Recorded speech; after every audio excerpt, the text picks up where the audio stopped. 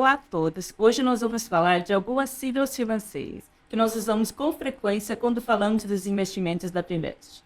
Selic, CDI, IPCA e IGP são alguns desses termos, que muitas vezes podem parecer mais complicados do que realmente são.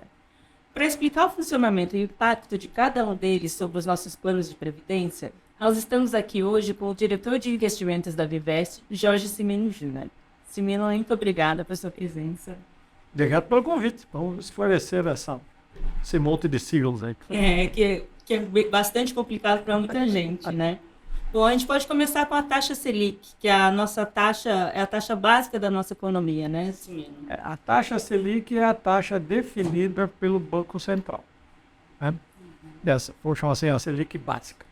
Aqui tem um probleminha, né? O que é o Selic? Selic é uma sigla de Sistema Especial de Liquidação e Custódia. É um sistema administrado pelo Banco Central e que cuida das transações de títulos públicos federais. Né? A gente tem um caso aqui de, não sei se é a figura de linguagem correta, né? De metonímio, é o todo pela parte. Na verdade, é a taxa que é usada no sistema, mas ficou um apelido de taxa Selic. Então, a taxa Selic é a taxa que o Banco Central define nas suas reuniões que ele faz a cada 45 dias. São 8 reuniões por ano. São o Copom, é o Comitê de Política Monetária. Inclusive, teve semana passada. E quando a gente fala em investimentos, como é que a gente leva a Selic em conta? Não, a Selic, por ser a taxa de juros básica, ela, ficando assim, ela baliza todas as demais taxas do mercado. O mercado parte dessa taxa, né?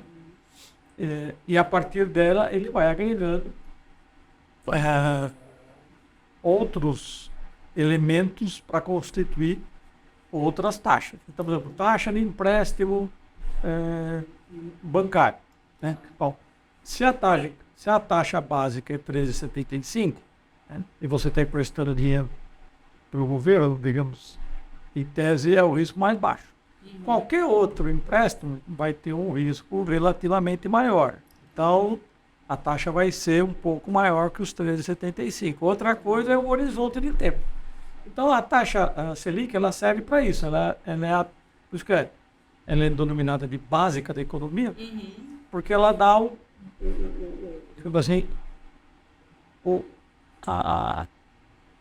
a fundação, a base para todas as demais, para você construir todas as demais taxas. Tá. E o indexador que a gente tem como preferencial nos investimentos de renda fixa é o CDI, que muita gente está chamando de CDB. Eles têm alguma relação? Você poderia Não, explicar são duas coisas diferentes. Tá. O CDI é Certificado de Depósito Interbancário. O que significa isso? Bom, no final do dia, né, você tem vários bancos atuando no Brasil e no final do dia você vai ter alguns bancos que têm sobra de caixa e alguns bancos que têm escassez de caixa. Então, os bancos que ficaram com escassez de caixa, eles tomam empréstimo daqueles bancos que estão com excesso de caixa. Esse empréstimo, né, é que é o certificado de depósito interbancário. Anotem, a palavra-chave aqui é o interbancário, quer dizer, é uma taxa entre bancos. Que obviamente toma como referência a taxa Selic, que é a taxa básica para a economia. O CDB é outra coisa. O CDB é o Certificado de Depósito Bancário. É um título que os bancos emitem, seja para pessoas jurídicas, seja para pessoas físicas, e é um compromisso, é uma dívida que o banco tem. Né? Então, esses certificados de depósito bancário, CDB, ele tem uma taxa, ele tem um prazo, ele pode ser 1 ano, 2 anos, 3 anos, né? Dependendo do horizonte de tempo, a taxa pode ser um pouco maior, um pouco menor. Isso tem a ver com o banco que está emitido, qual é o rating que o banco tem, né? O rating expressa o risco que o banco possa ter. Então, o CDI é uma taxa de juros entre os bancos. O nome-chave aqui é o interbancário. Né? O CDB é uma emissão de título dos bancos, em geral bancos de investimento. E por que o CDI é usado como referencial para os investimentos em renda fixa? Porque o CDI, se ele é a base, Se ela é a taxa básica que guia os empréstimos entre os bancos, as transações entre os bancos, ela é também, ela passa a ser a taxa básica para o resto da economia, em geral, do ponto de vista de mensuração de risco. Quer dizer, se os bancos aceitam trocar reservas por essa taxa, né, é porque essa taxa realmente deve ser o piso para a economia. O risco mais baixo. É o risco mais baixo. Outros indexadores que a gente sempre cita é o IPCA e o IGP. Qual que é a principal diferença entre eles? Bom, aí nós estamos falando de índices de inflação. Então vamos começar. Primeiro é quem calcula. O IPCA, quem calcula é o IBGE, né? Instituto Brasileiro de Geografia e Estatística, em âmbito estatal. O IGP, quem calcula é a Fundação Getúlio Vargas, que é uma escola de economia e administração, existe há muitos anos. O IGP, inclusive, ele é o índice de inflação mais antigo do Brasil. Ele começou a ser calculado em 1947. Tá? O IPCA é mais recente. O pessoal acho que é da década de 70, 80. Né? Bom, então isso é quem calcula. Segunda é a composição. O IPCA é o índice de preço ao consumidor amplo.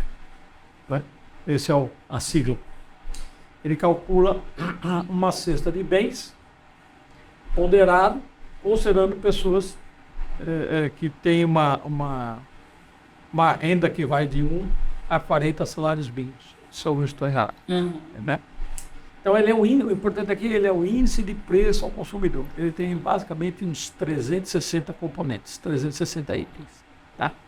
Mas ele é focado no consumidor. O IGP, inclusive por ser tão antigo, ele é digamos assim, o índice heterodoxo para os padrões de hoje, não para os padrões de 1947. Por quê? Porque ele tem 3 componentes. Ele tem um componente de índice de preço ao consumidor, que pesa 30% do índice. Ele tem o índice de preço ao produtor, que pesa 60% do índice. Então, notem que no IGP, o índice de preço ao produtor é o componente que mais, digamos assim, interfere na dinâmica do índice. E tem um terceiro componente, que é o Índice Nacional de Construção Civil, com peso de 10%. Voltando ao índice de preço ao produtor, que tem peso de 60%. O que é essa componente? São basicamente commodities.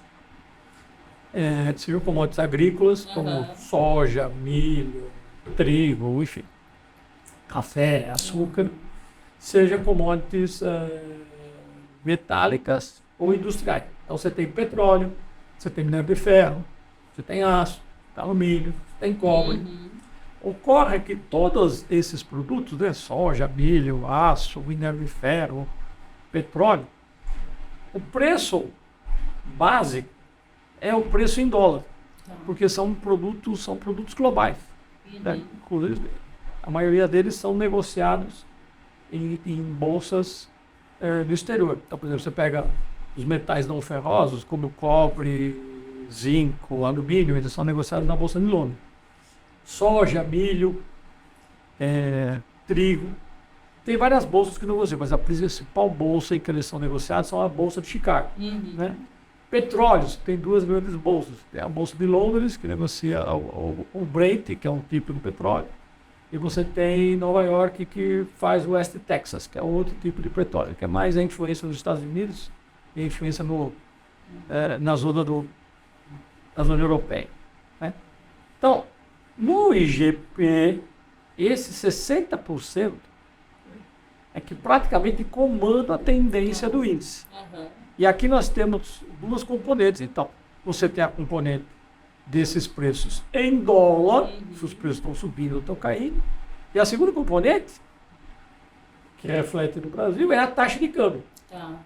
Então, você pode ter momentos, vamos chamar assim, relativamente perversos, em que você encontra, por exemplo, você pega na pandemia, né, do Covid, lá em 2020, o preço do petróleo saiu de $60 do barril para 120. Isso em dólar. Ao mesmo tempo, a gente teve uma desvalorização cambial. Então, você pega esse preço em dólar, que sai de 60 para 120, grosso modo falando, né? E ainda aplica a desvalorização cambial, você vai ter uma variação desses preços em reais ainda mais ampla. Mas, às vezes pode acontecer o contrário também, não é? Não é só do sentido desfavorável. Então, a grande diferença entre o IPCA e o IGP é que o IPCA é o índice de preço calculado pelo IBGE, voltado para uma cesta de bens tipicamente consumidos pelos consumidores. É o que reflete o que a gente sente no dia a dia. Exatamente. Né? É comida, é vestuário, é transporte, é comunicação, educação, enfim, tem lá. São 7 grandes subitens do IPCA, com 360 componentes. Né? Então, isso é o IPCA. O IGP é uma coisa diferente. Primeiro, ele tem as 3 componentes, então ele não é o índice de preço ao consumidor. Ele tem um pedaço que é consumidor, mas que só pesa 30%. Tem um pedaço de construção civil, que só pesa 10%.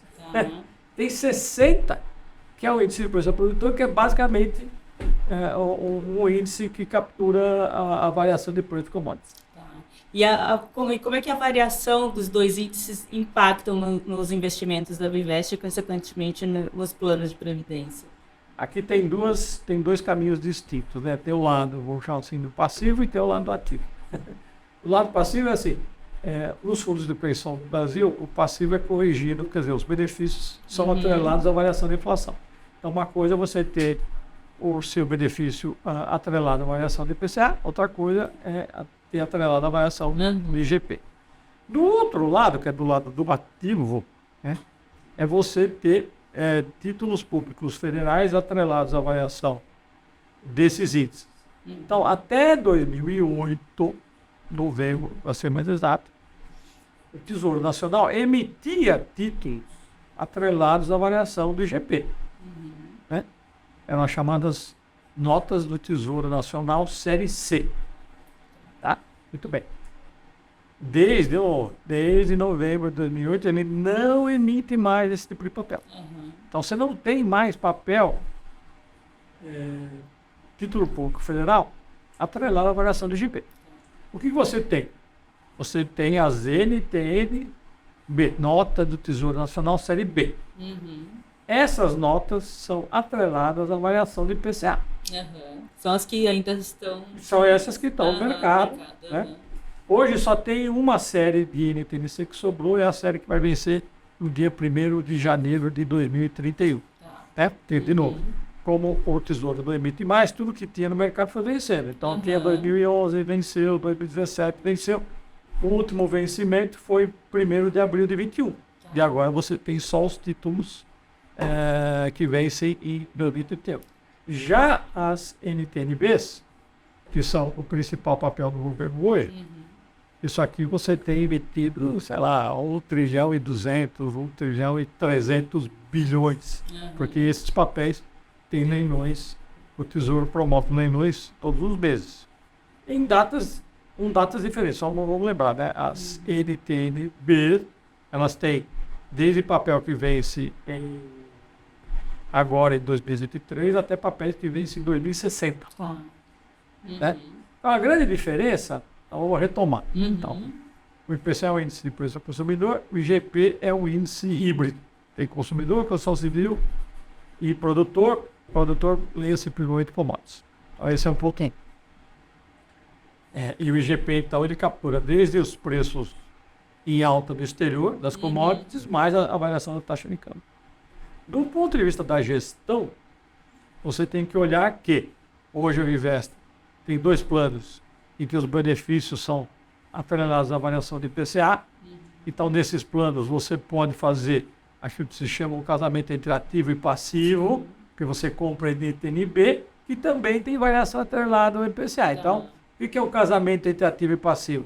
O teu passivo varia com o IPCA, que são os benefícios, mas os teus ativos, que são as NTNBs que você compra, também variam com o IPCA. Muito bem. Você tem diversos outros planos que ainda não mudaram o indexador. Eles têm o indexador IGP.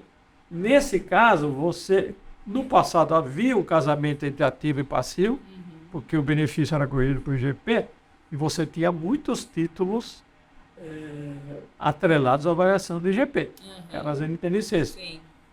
Quando eu cheguei aqui, nós tínhamos a NTNC que ia vencer em 2007, 2011, 2017, 2021. O tempo foi passando, o Tesouro não emite mais, os papéis foram vencendo. Então agora, mesmo nesses fundos, né, nesses planos que tem o IGP como indexador, você compra o IPCA, porque é o que tem para comprar, é o que tem de título público com variação atrelada à inflação. O problema é que a inflação, o índice que ele usa é o IPCA e não é o IGP. E aí você tem uma tendência a aumentar o descasamento entre ativo e passivo. E é por esse motivo que a Bimest vem propondo essa troca de indexador já há muitos anos, né? Desde 2010. Sim. Eu fiz as primeiras, eu mesmo, pessoalmente fiz as primeiras apresentações, indicando justamente por que a gente começou a falar disso em 2010, porque em 2008 foi a última vez que o Tesouro Nacional fez a emissão. Dali para frente ele começou, todo final de ano o Tesouro Nacional emite um documento que chama PAF, Plano Anual de Financiamento, né? E ele indica lá as diretrizes de como ele vai manejar os títulos públicos federais, né? O que ele quer aumentar, o que ele quer diminuir. E, de novo, desde 2008, o Tesouro repetiu em 10, 9, 10 e nunca mais ele manifestou qualquer intenção de fazer emissões em IGP. Tá. Ainda bem, tio. E seguindo a variação cambial, como é que ela impacta os investimentos aqui no Brasil e lá fora? A variação cambial, bom, primeiro a taxa de câmbio é a variável econômica mais difícil de você prever. Então, são muitos fatores. Exatamente. Existe uma brincadeira entre os economistas que a taxa de câmbio existe para humilhar os economistas, tá certo? Porque todo mundo que tenta fazer uma previsão erra. Muito bem, dado isso, você noção. A taxa de câmbio, ela é importante, como ela diz, o nome próprio, o próprio nome, o que é taxa de câmbio? É a taxa que define a troca da economia doméstica com a economia internacional. Né? E a taxa de câmbio é troca, não se diz de troca. Né? Muito bem. O principal impacto que vem, no caso dos investimentos, é justamente por exemplo, ela tem um impacto muito forte no IGP. Por quê? Porque o IGP tem commodity é definido em dólar. Mas quando você pensa em moeda local, você vai ter que pegar esse número em dólar e traduzir em reais. O exemplo que eu dei lá atrás, o petróleo saiu de $60 o barril para 120. O preço dobrou em dólar. Se a taxa de câmbio ainda tem uma desvalorização, esse preço em reais vai ser ainda maior. Então esse é o impacto principal, impacta a taxa, impacta a inflação, né? Mas ela impacta de forma diferente. Se você for a taxa de câmbio, uma desvalorização da taxa de câmbio também impacta o IPCA, mas de uma forma muito mais diluída do que o IGP. Né? Por isso que a taxa de câmbio, quando você tem o IGP como indexador, você é muito mais sensível às variações de taxa de câmbio do que quando você tem o indexador como IPCA. E o Ibovespa, Simino, também é um outro... O Ibovespa é um outro índice. Ele é calculado pela B3 hoje, né? É a antiga Bovespa, né? É a Bolsa de São Paulo. É um índice de ações. Né? Ele é calculado desde 1968. Né? Ele é calculado em bases quadrimestrais. Então ele muda. Ele tem um índice, ele é uma cesta de ações. A ponderação é basicamente pelo valor de mercado. Né? Então você tem essa cesta. Tem uma cesta que vale de, grosso modo, 1º de janeiro até 1º de maio, 1º de maio até 1º de setembro, 1º de setembro até o final do ano. Né? São as principais ações. Hoje eu acho que esse índice deve ter uns 67 papéis, por exemplo. E de novo, a ponderação tem a ver com o valor de mercado das empresas. E ele serve de referência para os investimentos em bolsa. Existem outros indicadores do mercado de ações, né? Tá. Então você tem o IBX, por exemplo, o IBX calculado também pela B3. Só que aí, por definição, ele pega as 100 maiores empresas por valor de mercado. Tá? No caso do Ibovespa, não são as 100. Tem lá também um critério de liquidez para você participar. Ele é o principal índice. O Ibovespa é o índice de referência. Né?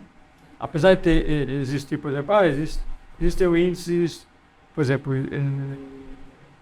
empresas de dividendos. Né? Então tem o índice de dividendos, tem o índice de empresas de pequeno porte, né? Em inglês é o small cap. São empresas de capitalização de valor de mercado relativamente menor. Existe assim, uma miríade de índices. Mas o índice que é o referência do mercado, né? O pessoal diz, é o índice que aparece na TV no final do dia, quando ele sobe muito, quando ele cai muito. Todo mundo tá de olho. É o que dá notícia. O Ibovespa hoje subiu 10%, o Ibovespa hoje caiu 5%. Esse é o Ibovespa. Os investimentos no setor imobiliário, o índice é o IFIX. O IFIX é o índice que mede, é uma cesta também, mas que mede fundos imobiliários. Né? Os fundos imobiliários eles têm uma história recente, deve ter o que, 10 anos e com uma relevância maior, eu diria que de 2017 para cá, tem crescido muito esse produto. Né? É um produto tipicamente hoje ainda de pessoa física, né? 75% das cotas dos fundos imobiliários ainda são detidos por pessoas físicas, mas tem crescido muito nos últimos anos, como eu disse, a partir de 2017 cresceu muito. E o que ele faz, assim, ele replica, calculado também pelo B3, ele replica essa ideia de você construir um índice a partir de todos os índices que existem no mercado. Mas ele também tem critérios para participação, tamanho, liquidez. Né? E ele vira a referência, o IFIX, então é a referência de desempenho dos fundos imobiliários. Né? Os fundos imobiliários, por sua vez, eles têm uma tipologia. Né? Tem os fundos imobiliários que aplicam em laje corporativa, por exemplo. Né? Existem fundos imobiliários que aplicam em comprar cota de shopping. Né? Existem fundos imobiliários que aplicam em galpões logísticos. Né? Então, assim, também existe uma segmentação dentro dos fundos imobiliários. Essa segmentação, de alguma forma, é refletida na composição do IFIX. E quais são os fatores que mais impactam o IFIX? Eu acho que tem dois grandes fatores. Né? O primeiro é taxa de juros. Né? Como eu disse, como esse mercado ainda é muito atrelado à participação das pessoas físicas, o investidor pessoa física fica o tempo todo fazendo uma comparação entre o potencial de ganho numa aplicação imobiliária, porque no fundo é isso que você está fazendo, né? São imóveis, com a taxa de juros básica. Então ele olha. Né? A outra coisa, evidentemente, é o ciclo imobiliário. Os imóveis é uma indústria bastante complexa, muito segmentada, mas ela tem um ciclo histórico. Né? Esse ciclo eu diria que é entre o pico e o vale, deve girar ao redor de, diria, 7, 8 anos. Né? Então também é muito importante você acompanhar em que momento do ciclo você está. Né? Então você tem um momento, por exemplo, em que a taxa de vacância é muito baixa. Como aconteceu agora algum com a pandemia? Não, a pandemia, a taxa de vacância subiu. Né? Quando a taxa de vacância é muito baixa, no fundo, o que você está falando? Você está falando que a negociação entre o proprietário do imóvel e quem vai alugar o imóvel, o poder de negociação vai para o proprietário. Porque você tem pouca vacância, tem pouco, vamos chamar assim, pouco metro quadrado sobrando, né? Se você pensar em laje corporativo. Então o poder de negociação vai para o lado do proprietário. Tá. Os preços dos aluguéis sobem. O oposto do que aconteceu. O oposto é aquela história, a taxa de vacância sobe, né? Que foi um efeito colateral da pandemia. Como teve a história do home office, né? Liberou, ou chama assim, metro quadrado, a vacância subiu muito, aí o poder de negociação entre o proprietário do imóvel e o inquilino, o poder de negociação migrou para o inquilino. Né? E aí os preços dos aluguéis caíram. Isso acabou afetando a rentabilidade do produto. Então tem que olhar a questão do ciclo. Agora, como eu falei, como existe segmentação dentro dessa indústria, vou pegar 3 categorias. Eu vou pegar fundo imobiliário, laje corporativa, é uma coisa. Fundo imobiliário de shopping, que é outra coisa, e fundo imobiliário de galpão logístico. Né? É tudo construção civil, óbvio, mas tem dinâmicas distintas. A dinâmica da laje corporativa é uma, do galpão é outra, do shopping center é outra. Então você tem que também ficar atento para essa segmentação, que às vezes você pode ter um momento ruim para uma determinada especialidade e um momento positivo para outro. Exemplo, pegar a pandemia. A pandemia obrigou a maioria das empresas a fazer o home office, a trabalhar em casa, então você teve um aumento da vacância e os preços dos aluguéis caíram. Agora, qual foi o efeito colateral da pandemia no mundo moderno de hoje? Foi você aumentar muito as entregas a domicílio, seja de comida, seja de qualquer tipo de bens, né? E nessa questão de entregar a domicílio, uma coisa muito importante é você ter um local de armazenamento perto da entrega. Né?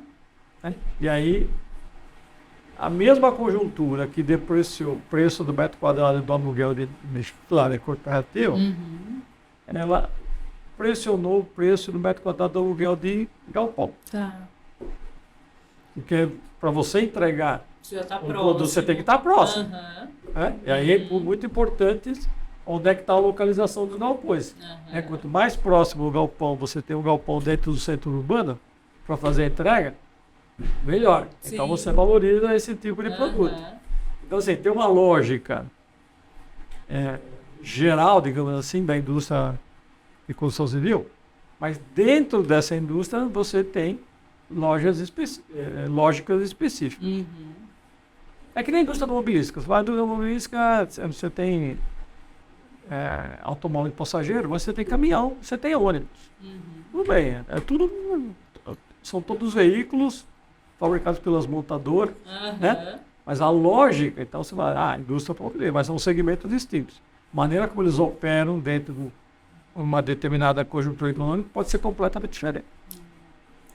Os imóveis é a mesma coisa. Entendi. Ótimo, sim. Acho que a gente poderia marcar outras conversas para entrar nessas questões também, porque eu acho que quanto mais informação para as pessoas que não têm familiaridade com essas siglas, não sabem o impacto no dia a dia delas e também nos investimentos, quanto mais a gente falar sobre isso, mais a gente esclarece. E eu gostaria de agradecer muito sua participação e te convidar para outras conversas também. Muito obrigado, com certeza, é um prazer. Muito obrigada a todos que nos acompanharam até aqui também.